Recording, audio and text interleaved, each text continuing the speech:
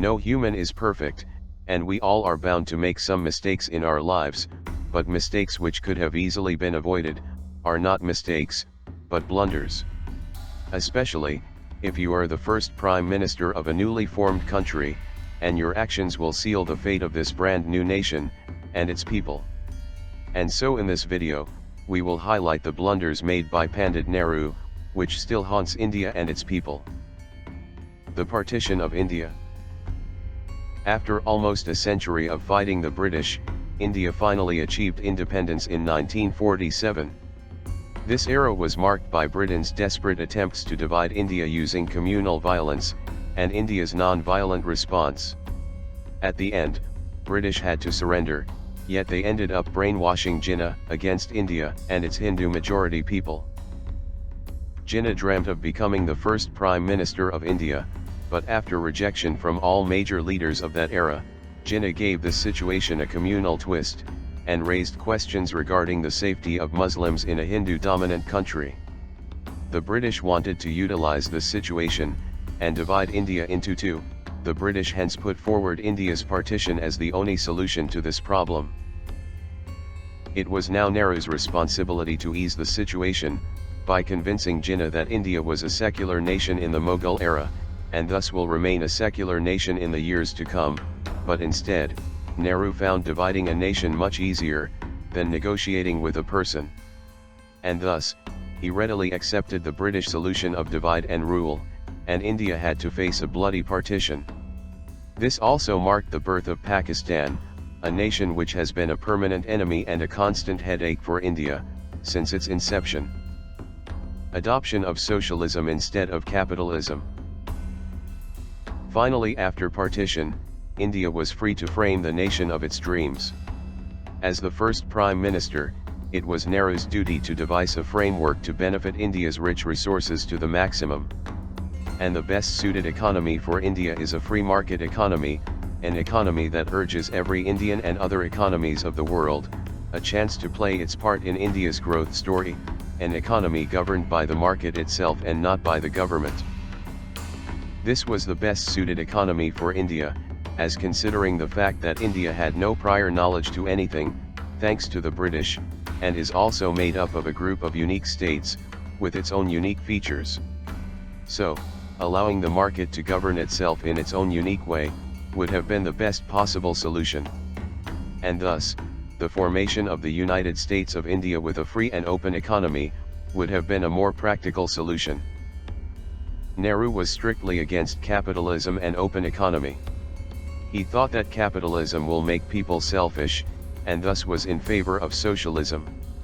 This would mean, implementing a very complicated structure of single set of rules, modified to work in different ways. This also meant making the government the supreme commander for all affairs. What Nehru failed to realize that, socialism will make the government selfish, which is even worse than people being selfish. Socialism is the route to corruption. And thus by implementing socialism, Nehru sowed the seeds of corruption in India. Nehru was a blunder himself. Nehru was a weird man. He was proud of the Indian culture, but lived a lifestyle of the British. He dreamt of a powerful Indian economy, but formulated a system to oppose it. According to Nehru, agriculture was India's strength, but did nothing to benefit the Indian agriculture. Nehru's aim was a connected India, but the condition of Indian roads and infrastructures were among the worst in the world. According to Nehru, India's top priority was the eradication of poverty, but he prohibited privatization.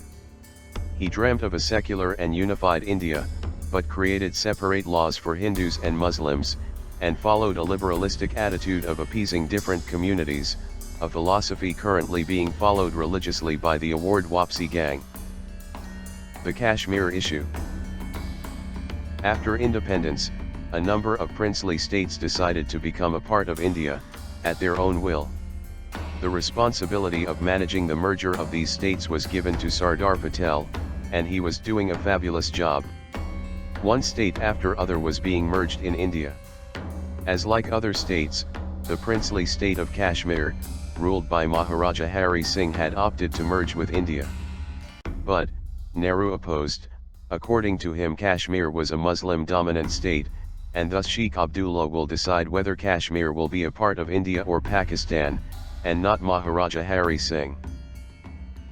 Pakistan utilized this opportunity to destabilize the region by provoking anti-India sentiments among the local Muslims. Pakistan used the partition to infiltrate militants into Kashmir to free it from Hindu rule. And thus began the violence of Kashmir, which continues till date. The Maharaja pleaded Nehru to take action, as he was losing control of his kingdom. But Nehru insisted on the release of Sheikh Abdullah. Having no other choice, the Maharaja went to Mountbatten for help. Mountbatten ordered the accession of Kashmir to India, and military to be flown into Kashmir to stabilize the region. Rattled by this, Pakistan declared an indirect war on India, just few weeks after its independence. The newly formed Pakistani army joined the conflict not to attack India, but to protect and help the militants attacking India and Kashmir. But the Indian forces, or the ex-Royal Indian Army with experience of war, retaliated with full force. Militants and Pakistani army were losing ground fast. India was all set to acquire the Kashmir Valley. But in a sudden turn of events, Nehru went to the United Nations to resolve the matter. This shocked Sardar Patel. He had no idea why Nehru would seek help from the United Nations, in a matter which does not require any help from anyone. Further, there was absolutely no need to take an internal event to international level. But, acting on Nehru's request, the UN ordered forces of both India and Pakistan to maintain ceasefire and withdraw forces as soon as possible. Pakistan never maintained ceasefire, nor will it ever will. Where the Indian army stopped became the line of control. And thus the same situation is currently being repeated over and over again, till date. After all this mess, Nehru was not done yet. His overly affectionate behavior towards Sheikh Abdullah was marked by appeasing him to the maximum by appointing him the Prime Minister of Kashmir.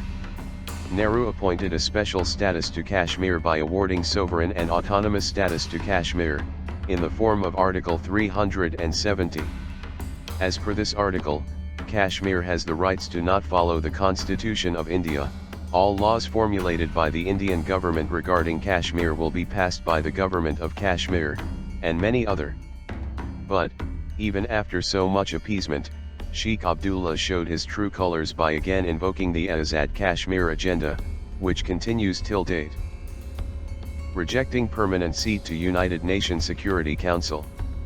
One of the most unbelievable feat of Nehru remains his decision of rejecting a proposal by both USA and USSR to make India a permanent member of the United Nations Security Council. This proposal was put forward considering India's long history of nonviolent and peaceful behavior. But, Nehru objected. According to him, the seat belonged to a country more powerful than India. That country was China. Nehru gifted the permanent seat to the UNSC to China. Even after China became a permanent member, USA still insisted India to join the club. But all efforts after that are being blocked by none other than China itself. Rivalry with China. While India was busy dealing with the Kashmir issue, China was busy confronting its Tibet issue. That time the revolt went violent. Followers of Dalai Lama refused to surrender under the Chinese army, which was trying its best to prevent the formation of independent Tibet. But, unlike India, China launched a full-scale offensive to bring Tibet under its control. Fearing a life threat, Dalai Lama tried to escape from China. But, China warned against any country providing refuge to him will meet serious consequences. Thus all neighboring country refused to accept Dalai Lama. But, Nehru stepped into the game. He accepted Dalai Lama with open arms. China warned India that accepting Dalai Lama will be considered as an act of war. But Nehru didn't bother and allowed Dalai Lama to live in India. This rattled China. They were planning to attack India, but feared that Chinese army may lose against the ex-Royal Indian Army. America's CIA contacted Indian Army, informing it about China's plan to attack India. The Indian army was fully prepared. It chalked out a massive defensive in case China did attack India. But, Nehru outright rejected Indian army's defensive, saying India is a non-violent nation, and even threatened to dissolve the Indian army, as the Indian police force was doing a great job maintaining law and order. Shocked by this, the Indian Army general said, "With such a mindset, only God can save India in times of disaster." China was scared of three things. First, the Indian Army was ex-Royal Indian Army, which means attacking the Indian Army will be equivalent of attacking the Royal British Army, in terms of power, preparedness, and experience. Second, the terrain. China could only attack India from the Chin side, and that side was dominated by treacherous mountains from both sides. Third, India was a favorite of both USA and USSR, the only superpowers of the world. Thus, in a way, God did actually protect India. But Nehru didn't like that. He invited the Chinese Prime Minister to India, and in this visit the Chinese realized Nehru's mentality, and how ill-prepared Indian armed forces were, all thanks to Nehru. After the visit, China started re-exploring the possibility of attacking India, but now two things were still in favor of India. First, USA and USSR were still in India's favor. And second, was that the issue had become obsolete by then. Thus, China thought that, is attacking India really worth it? And just when China was considering to drop the idea of attacking India, the Cuban Missile Crisis happened, and both USA and USSR came on the verge of a nuclear World War III. China wanted to seize this opportunity. It thought that if China was ever to attack India it would be now. Thus, China finally decided to attack India, not to harm India, but just to teach India a lesson. China's aim was to keep attacking India until the Cuban crisis lasted, and retreat once it's over. China went ahead with its plan, and Indo-China War took place. India lost the war due to Nehru.